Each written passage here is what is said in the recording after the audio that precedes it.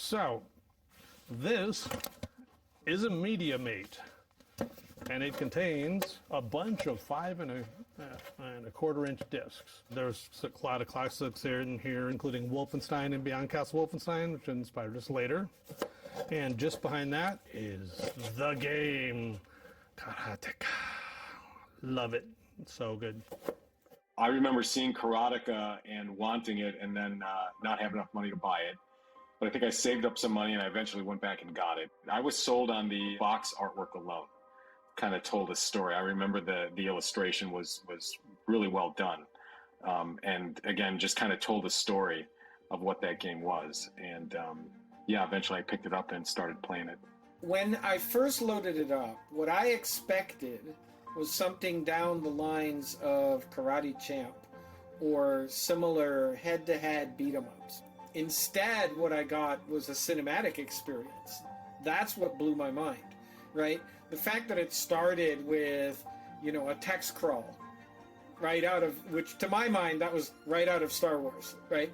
That cinematic experience is the thing that was just amazing, right? It was the most movie-like experience I'd ever had in a video game at that point. It really felt like, you know, you're a karate hero in a movie. You know, that's fantastic.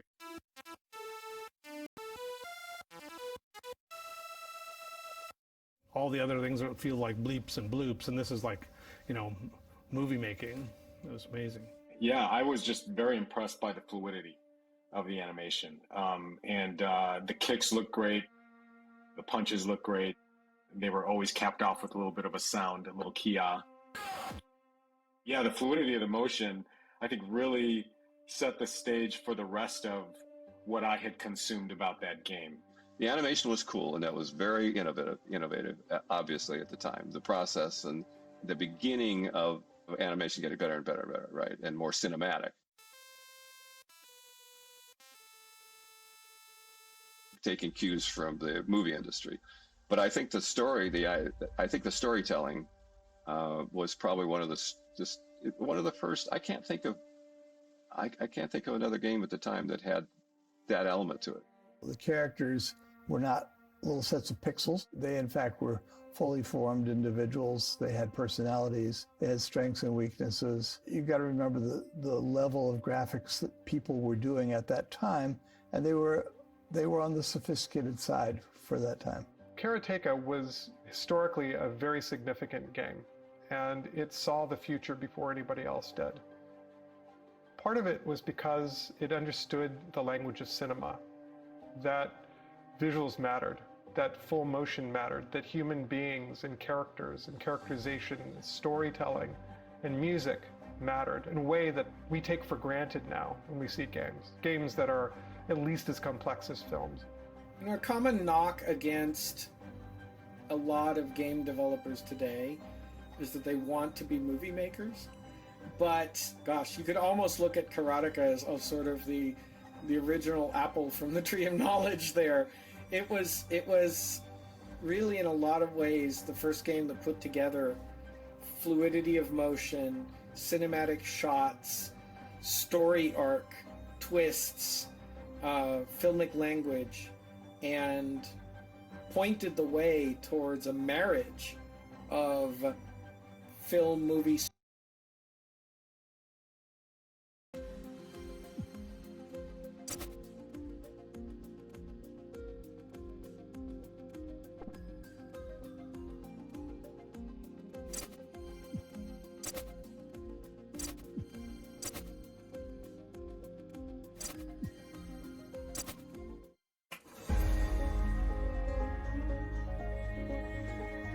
You actually got started when you kept going to the local arcade and you kept borrowing quarters to put in the arcade machine to do, what was it, not Star Wars. Space Invaders? No. Asteroids? Asteroids, yeah. You were completely addicted to asteroids.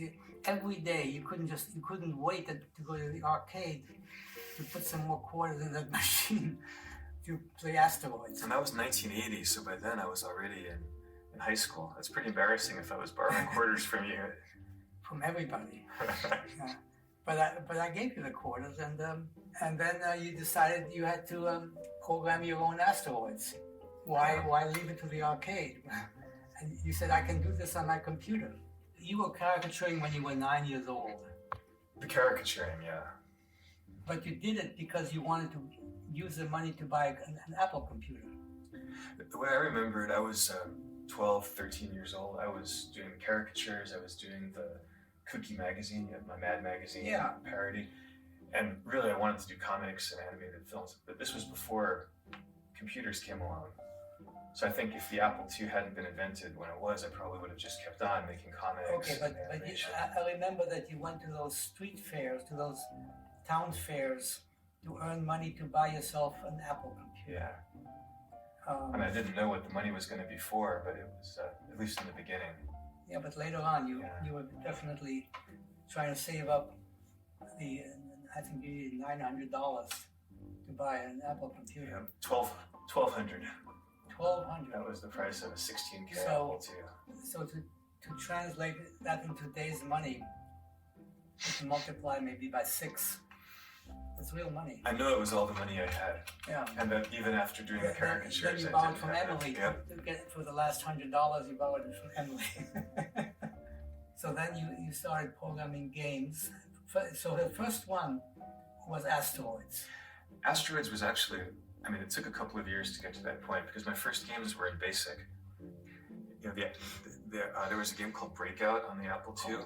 It had colored blocks and you have a kind of a paddle. It's very simple. It's a ball bouncing and you try to knock out the blocks. Yes, right.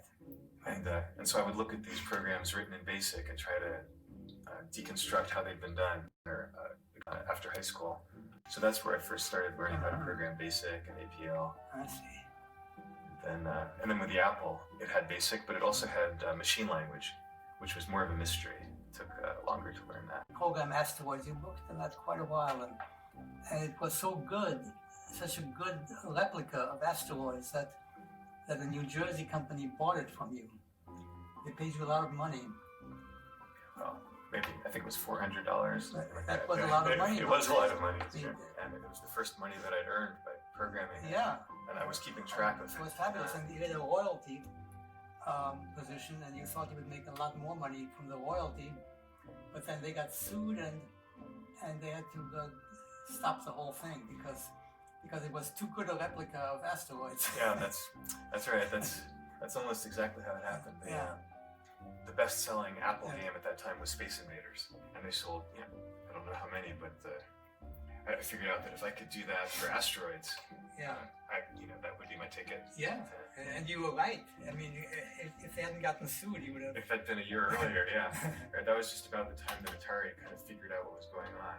Yeah. And they sent threatening letters to all of the new game publishers saying, you can't publish copies of our games. The asteroids are So never going to that was a publish. big letdown.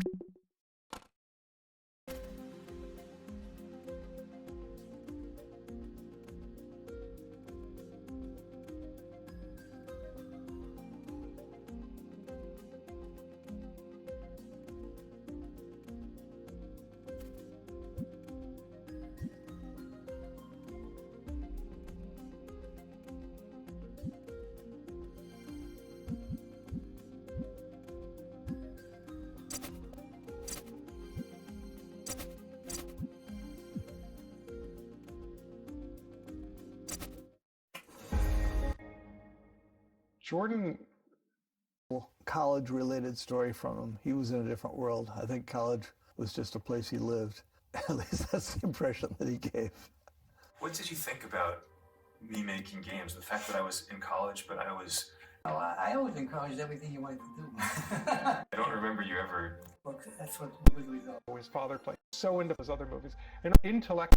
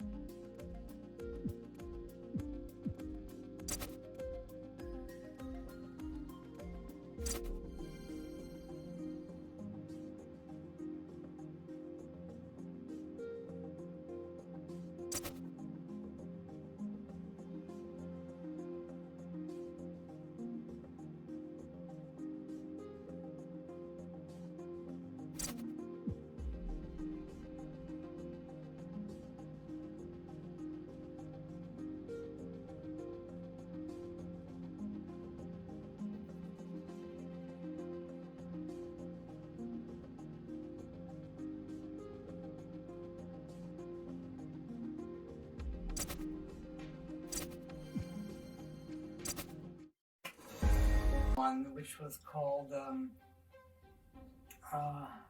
Death Bounce, right? Yeah, amazing. I'm amazed you can remember that. Yes, it was Death Bounce. Death Bounce, yeah. And it was kind of like asteroids, but just different enough to be original. Instead of the asteroids, it was bouncing colored balls, like pool balls that ricocheted off the sides of the screen. So what happened to that? Well, that was the first game that I sent to rebranded. Oh yeah. And I was in college. I was in my dorm room freshman year when the phone rang, and it was in the mail. That's Admission, spending a lot more time learning to program than studying sociology or whatever it was he was majoring in down at Yale, Death Bounce. And I actually thought he was a pretty good coder, especially for somebody who obviously wasn't doing it full time. Although it turned out he was doing it a lot more full time than I realized. And he said, it's well programmed, you're a good programmer, but this game is just a little bit old fashioned. There was no plot, there was no story, could get away with that, I just thought. But if he was doing, I did try to make it as much a not rejection as I could, work on something that was a little bit different. Picture, so you can see what this year's games look like. That was. I'm going to send you our new game, which is a big hit called Choplifter, so you can see what this year's games look like. That was Danny Gorlin, and it was a straight submission. And initially there wasn't a game. He just was really interested in what it would take to make a joystick fly a helicopter on the screen. And then he added a little rescue thing, and we eventually, with him, turned it into a game. And Choplifter was, you controlled a helicopter, and the idea was to rescue hostages. Oh yeah. It was kind of based on the Iran hostage crisis. Mm-hmm. And you had to fly your helicopter and rescue these little, 8-pixel high characters who were running around in the desert. It's a very simple game by today's standards, but what struck me about it was that it told a story. That inspired you to think about Karateka? Yeah, because when I saw Choplifter, it's like the state of the art of games had advanced. And that was kind of a revelation to me, because I realized that all the games that I'd been trying to make, Asteroids and Deathbound, rack up, games were to keep playing.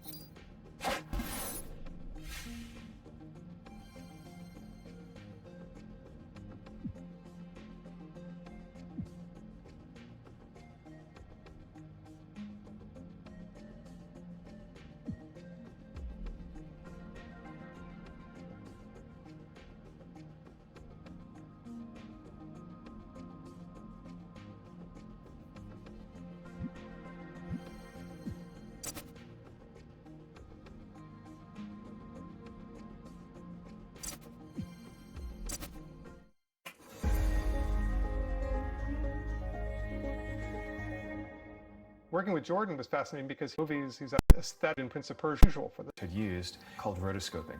Rotoscoping is basically filming live actors doing the moves that you want to animate and then literally tracing each frame to get a frame of animation.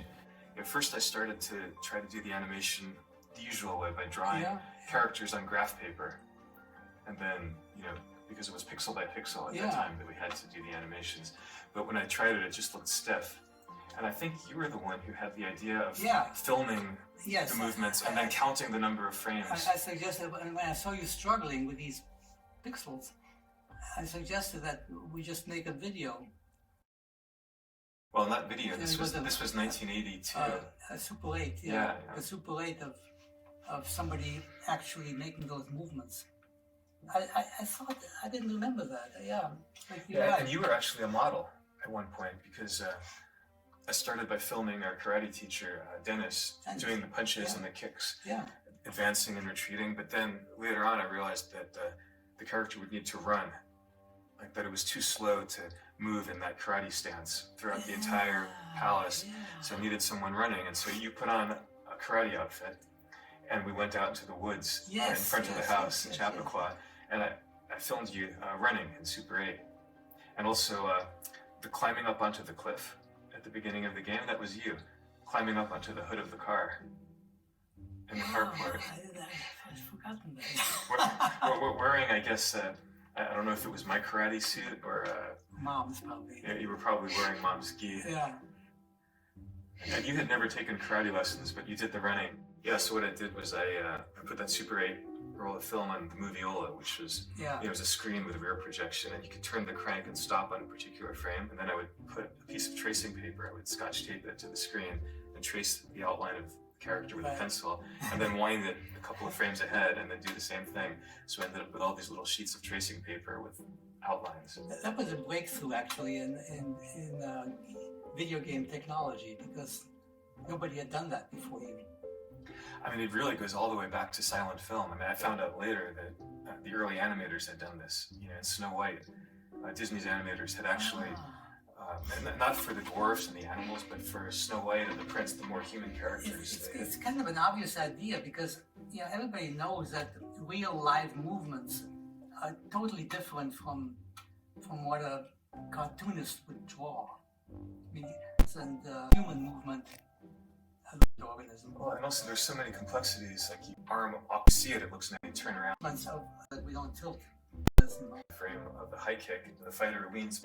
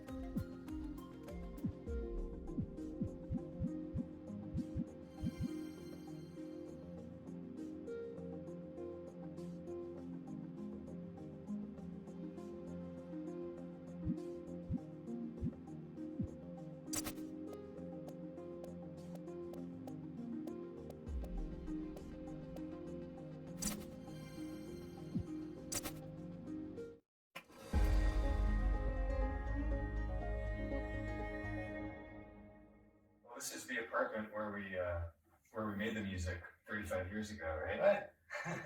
And I sat right here. Right. It was. You sat. Where did you sit? There or here? Well, I don't remember. It's been 35 years. But you had your laptop. It was an Apple II computer. Fantastic, and like sort of it was one as a total. I remember in the game, there was a had the volume through.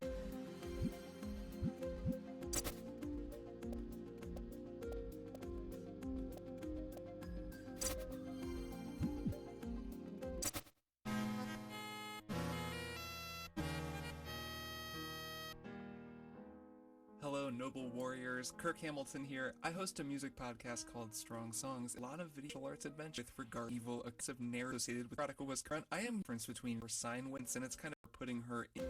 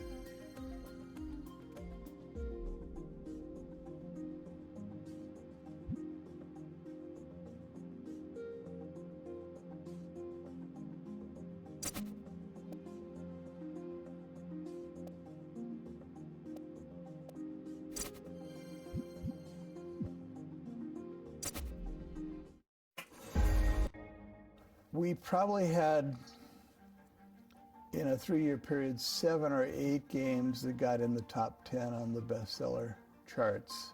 Choplifter was certainly one. I think Lode Runner was another. Apple Galaxy and Alien Rain was 2. Snockle was.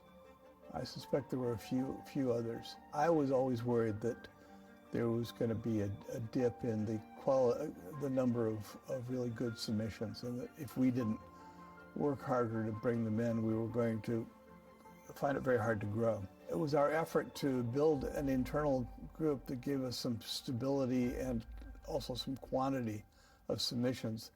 We decided that because we're having so much trouble getting engineers to come up with great ideas, that maybe we should separate the two. The fact that you can code doesn't mean that you can be effective in thinking of what to code. And some of our very best coders would complain to me they never had a creative idea in their lives.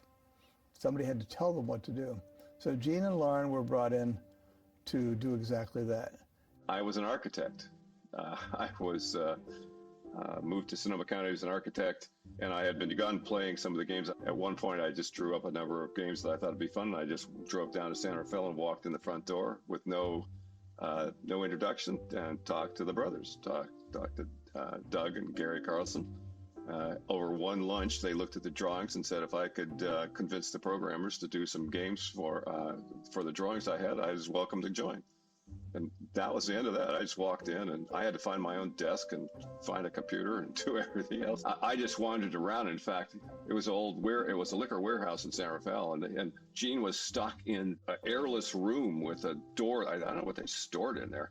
But I just wandered around. There was a desk in there, and I wandered in and asked if it was okay if I sat there. And he said, sure. And we started working together from that day on. But it was pure happenstance. Gene had illustrations In there. It really games we for Gorlins, but Gene spent just